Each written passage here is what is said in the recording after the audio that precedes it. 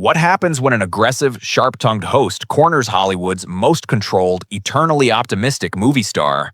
What does 4 decades of forced positivity look like in the face of a carefully constructed reality? I give you one of the most tension-filled moments captured in the history of daytime television, when Joy Behar tries to expose the man behind the Hollywood smile and only learns Tom Cruise got there by no accident. This wasn't just a sit-down on the View studio. This was a battle of the minds, where a movie star smile didn't flinch. So was Joy really able to get under his skin, or was she simply outnumbered from word one? And before we get into the heart of this insane story, be sure to smash that subscribe button and tell me what you think in the comments section below, because this clip shows us a whole different Tom Cruise the public just doesn't get to see. Inside the View studio, the air was thick with electric anticipation, an energy not unlike what you might find at a professional boxing match before the main event. Everyone on the show knew Tom Cruise was the guest, and for sure, he was a huge get. It's not like he's promoting the latest sequel. We were witnessing a rare moment from one of the last true movie stars in existence, the only person who has been on top of the Hollywood food chain for 4 straight decades, and someone who has overcome scandal and media onslaught to become the most bankable star, against all odds. When Cruise walked onto the set, the crowd roared. The guy is 62, but still moves with the agile precision of a man who will literally hang off of planes or scale buildings for a movie and in an immaculately tailor-made suit. He was smiling from ear to ear before he even sat down in his chair. He greeted each host with exact precision, met each host in a deep gaze that felt like a gale force wind, and radiated a charm that seemed like an event of nature. The audience was immediately engaged, but only one person at the table knew that the Tom Cruise on the air was full of crap. While each of the other hosts seemed utterly charmed, Joy Behar sat with a glint in her eye that told the world she had more to say than just small talk. For how long was this perfect Tom Cruise show going to last before somebody called his bluff? Whoopi Goldberg kicked off the conversation by gushing and welcoming him onto the couch to discuss Mission Impossible as well as his esteemed career. It was the perfect lead-in for his flawlessly polished answer. I adore this show. I adore what you ladies do. There's a real conversation happening here, and I find that to be very rare these days. However, Joy Behar knew what to do / the compliments. As he was mid-compliment, she said, "Tom, let's get down to something real. You've been given success, but you've also experienced a lot of public scrutiny, Oprah's couch, Matt Lauer, so many more headlines. Critics say that you have been spending the last 2 decades in full damage control mode. Are we looking at the real you today or the performance of you today?" The room went deadly silent. It was an attack, of course, to the core of his reality, to who he actually was. The breath of the whole world was held for 1 split second as he took it. Would he fly off the handle? Storm off? There was a very slight flicker behind those all-too-familiar eyes, but he kept that impossibly famous smile fixed in place. "That's an interesting question, Joy," he responded. His voice was still friendly, but now it held something else, an undeniable weight. "Anyone in public life, I believe, has a public face and a private face. That isn't something that's unique to me." The war for the truth had begun, and Joy Behar was going to learn some people's walls cannot be broken down with a single direct question. But what I can say to you is, what you see is what you get. I enjoy making movies. I love entertaining people. I love going out there and pushing myself and being able to go outside of what scares me. And that's who I have been since I was a child, and I've remained the same person. It was the standard Cruise response. Charming, confident, impenetrable.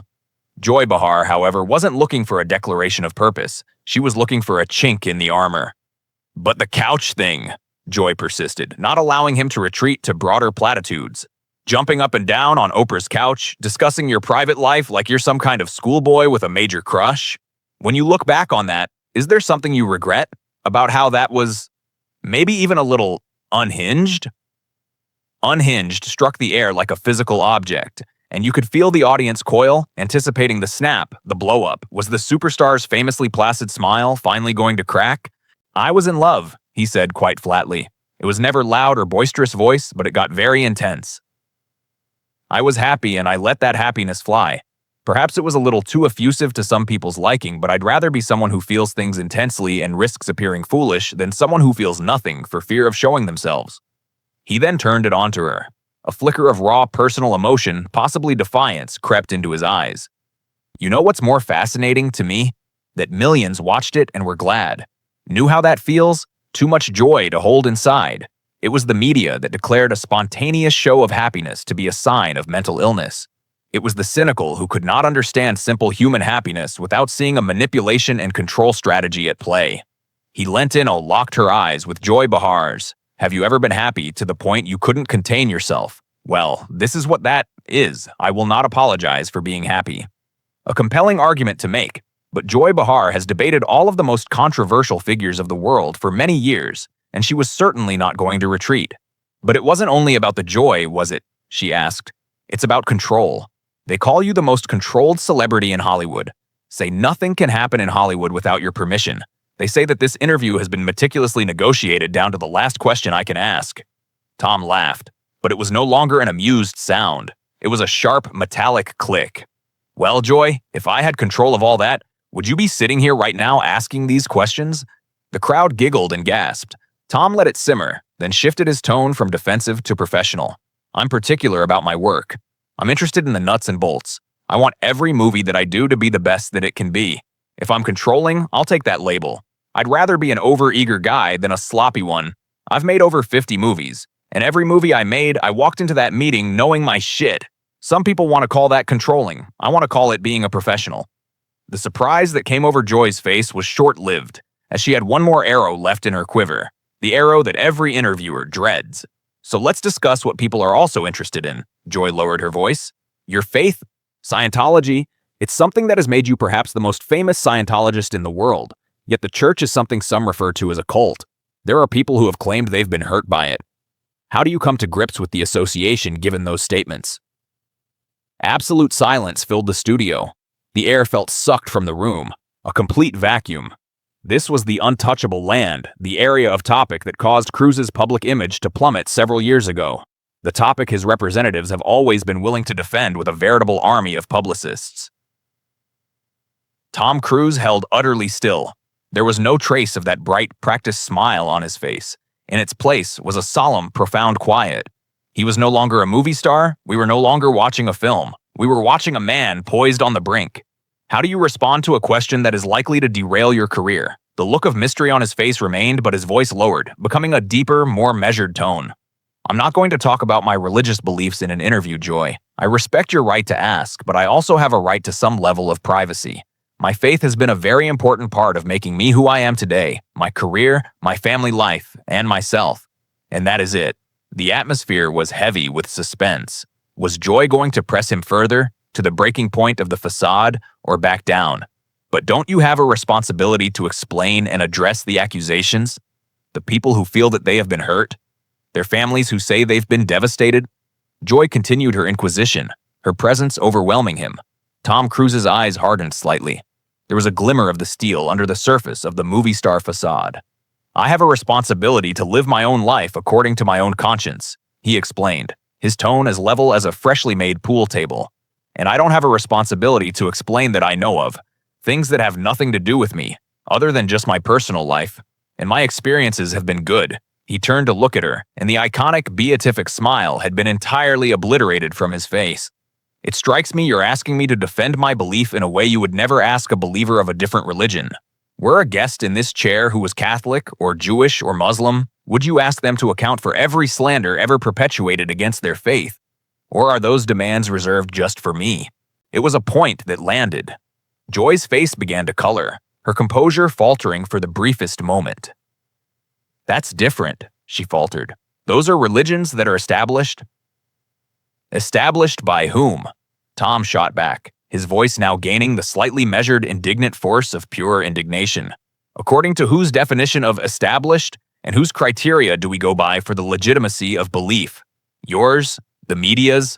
I have been living this life and practicing my faith for over 40 years. It is part of who I am, and I will not stand for it to be treated as somehow lesser simply because I have not seen fit to adhere to what appears to be mainstream dogma for the sake of your approval. Whoopi, sensing the interview lurching over the precipice towards something deeply ugly, tried to interrupt. Maybe we can transition into the new film. No, Whoopi, I think this is important. Tom cut her off, his eyes still trained on Joy. This is what happens every time I come in here to talk about something I've accomplished, or a film I'm proud of, or anything else. The conversation always gets hijacked into a forum where I'm forced to defend myself, where I'm painted as the bad guy, where all these tired controversies are resurrected that I've long since stopped addressing. He swung around, leaving Joy in her discomfort, and directly addressed the camera, his voice booming with all the practiced confidence of a man who's commanded the big screen for the better part of his life. I've been at this for 43 years. I've produced some of the biggest films of all time. I've pushed the creative limits to make them work. And still, every single interview, we keep coming back to the same handful of moments. The couch, the religion, the private life. His voice began to rise, taking on a raw, frustrated edge. When is it I get to speak about the actual work? About the reality of literally hanging from the side of an airplane 5,000 feet in the air or 6 minutes underwater, or actually performing a halo jump? Because that is what I would like to talk about. The craft, the passion, the devotion behind this endeavor, but somehow that is just never enough. Joy began to feel that she was slipping, losing control of the segment, and she made one last-ditch effort, turning to Tom once again. But this is precisely the issue, Tom. This is why the stunts, the extreme risk-taking, this need to constantly top yourself. Some people would call that lack of dedication. They'd call it egocentricity, the need of a man to prove something, who cannot accept aging and who is perpetually chasing something he'll never obtain. The charge hung in the dead studio like a live, ticking bomb. Tom was silent for a long, pregnant moment, and then when he finally spoke, his voice had undergone a dramatic transformation. Quiet, intimate, and deeply personal. You want to know why I do the stunts myself? It's not ego, it's respect. Respect for the audience who comes to see the real thing, respect for the stunt coordinators and crews who have trained me, and respect for the medium itself, which deserves better than CGI and green screens whenever anything authentic can actually be captured. He takes a beat, collecting his thoughts, and the intensity has now become almost captivating. I injured my ankle on my last Mission Impossible movie, smashed it against a building going 60 miles an hour, and what I did was completed the take. Because that's what professionals do. That's what the craft requires. And I'm not doing this to prove anything to you. I'm not doing this to get ahead of you. I'm doing this because I will not accept anything less than my best. He looks around the room, his eyes taking in the faces of the shocked hosts and the awestruck audience. I've learned how to pilot a helicopter. I've done deep breath sequence shots that most physicians say a human is not capable of, and I do it because I enjoy the challenge, I enjoy the art, and I will continue to do it for as long as I can. I have leaped out of planes at 30,000 feet for a halo jump that's never been filmed before. I have held on to the outside of a plane as it has taxied down a runway and taken flight. Every time I have done so because I believed that audiences deserve the truth of a real moment. His voice wavers for a moment, the legendary Tom Cruise showing a flash of raw emotion. I am 62 years old. I have been making motion pictures since I was 19 years old, and I still have the same fire and passion that I did when I was a kid in Syracuse thinking about pictures, Joy. And that is not a sense of ego, but it is a love for the craft, a love for my crew, and a love for the audiences that have supported me for 40 years. He paused, inhaled deeply, and cleared his throat before dropping a bomb nobody had ever seen. My dyslexia was so bad as a young boy, my teachers told me that I would never amount to a single thing because I could not read. There is something I found that I was good at, and one thing I knew I loved, and I have thrown every ounce of myself into it, and that is the story of my life. Not some piece of furniture, not a controversy. It is my work, and my perseverance, and my unwillingness to ever stop learning. And then Tom stood up. The simple action seized the room, and every eye in the studio on Tom as he rendered his final judgment. So the question to you is if the public Tom Cruise is the real me, your answer is this. The real Tom Cruise is a man who has spent the duration of his adult life in pursuit of movie-making excellence, a man who has taken chances and chances I doubt any of you would even consider taking at all, a man who has been criticized, has failed, got back up and had his character and choices and opinions analyzed, discussed, and dissected by virtually anyone more times than any of you would know. I am still here and working and trying to be good at what I do. Tom looked at them and said, however, I also get to have the real Tom Cruise say that I am exhausted. Exhausted from being reduced to little sounds and not the accomplishment, and exhausted from having my religion debated or my intentions analyzed. It seems I have given 40 years to the movies, and it is not enough for some people and would rather talk about the furniture and nothing else. Joy opened her mouth, then closed it. I've had some great discussions in here about the work, about the craftspeople. They ask me about the directors, about the technology, about where the work is going, but this is what this is about. You've come into this room, Joy, with questions, and you are trying to undo me, and I've been here long enough to know when I am being attacked. He adjusts his jacket, the warm smile has melted, and we're just left with his cold business clarity. I don't have to apologize for the success I've had in this world, and I don't have to apologize for my faith, and I will not apologize for experiencing joy or taking risks in this world. But will you tell me, after all the years you've spent interviewing people and calling them to account, and what have you, what is the one thing that you have produced? What is it that you have built that is going to last after you're gone?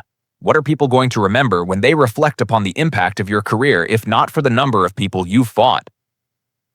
The weight in that question lands heavy. Whoopi is, for once, speechless. I have produced work that people will watch after I'm gone, Tom continues. Work that will live for a long time, that will make people happy and make people cry and will take them on an amazing journey. That's how I am remembered. He pauses for a moment before he asks again, "What are you?" He turns his gaze to Whoopi and nods sincerely. "Whoopi, and with the utmost respect to you, I cannot do this. This doesn't make sense to me, and this is not what they tune in for." He began to walk to the edge of the set, and suddenly Joy spoke. "Stop. We are not finished." Tom turned around, a smile that managed to be both incredibly warm and incredibly damaging. "We finished the minute this became an interrogation and not an interview. You wanted an answer so badly that I let you make up whatever interrogation needed until you finally ran into yourself. You didn't turn yourself in." Before he walked off stage and into the pantheon of media history, he looked out into the camera at the people watching in their homes, at the people who had heard their achievements dismissed because of what or who they believed, to everybody watching who has ever had their work dismissed because of their beliefs or who they are. That is a lie. Just use the work to speak for you. Let your passion shield you, because in the end, the critics will be forgotten. The work is not forgotten. Your work speaks for itself. Your commitment speaks for itself. Never let anyone tell you it doesn't mean anything, because they just enjoy seeing people being torn down rather than built up. On that last word of defiance, Tom Cruise was off the stage, a blur of athleticism as he had arrived, leaving a studio audience absolutely reeling. There was a thick, stunned silence in the air, and Whoopi Goldberg actually looked shaken. Joy Behar sat there and looked like the biggest game hunter to ever hunt and discover that you were being hunted the entire time. What had started out as a tactical attempt to break Tom Cruise's spirit had instead uncovered something far more fascinating. A man who had spent 40 years learning precisely who he was, and just as importantly, what he wouldn't be subjected to any longer. He hadn't required rage to defend himself, only clarity. He hadn't needed to yell. He'd needed only to possess the gravity of his own biography. He'd shown that the response to an ambush wasn't a hasty retreat, but an unyielding stance. Through every headline the press had hurled at him over the course of the last 4 decades, he'd refused to let himself forget what he believed that commitment can yield something true. And an audience can appreciate nothing less. The aftermath of that interview didn't simply dissipate, it consumed public conversation for weeks on end. And although Joy earned some accolades for her tough line of questioning, a far greater surge of sympathy was aimed directly at Cruise. The press's insistence on dredging up 40-year-old news just wasn't working anymore, and seeing a bona fide legend finally push back just seemed like a turning point. Underneath the headlines and beyond the reams of analysis, a man emerged. It was the face of a man who loves what he does, a man who has surrendered everything to his work, and not a second of it is up for debate. Now 62, the same spark that fueled a superstar is not just embers, it's a bonfire. He calls it dedication, and some people call it ego. On this day, in this studio, dedication won. To everyone who spent their adolescence watching Maverick cruise above the clouds, who chewed their nails as Ethan Hunt hung from unimaginable heights, who found a glimmer of solace in the desperately earnest plea from Jerry Maguire to show me the money. There was an immense, deeply satisfying feeling associated with this moment. Watching the man behind the characters refuse to be boxed in as a tabloid commodity, it felt like the perfect cinematic climax. For the past 40 years, Tom Cruise has given us his everything. When someone tried to make him feel ashamed of that gift, all Tom Cruise did was say no, calm, composed, and definitive. And that right there was the most crucial part of that entire day. It wasn't about stardom, controversy, or even religion at the end of the day. It was about having the sense of one's own worth and having the strength to not allow others to impose their own perceptions upon us. That was the one lesson Tom Cruise learned in one of the harshest lights on the planet, and he executed it perfectly with a poise that his detractors will never understand and his fans will never forget. So what do you guys feel about this momentous clash? Was Joy Behar wrong in her question, or was she just doing her job? Or was Tom Cruise's exit the most masterful in the art of boundaries, or a cowardly retreat? Let us know your opinions in the comments below, and do remember to subscribe for more stories which will make your jaw drop to the floor.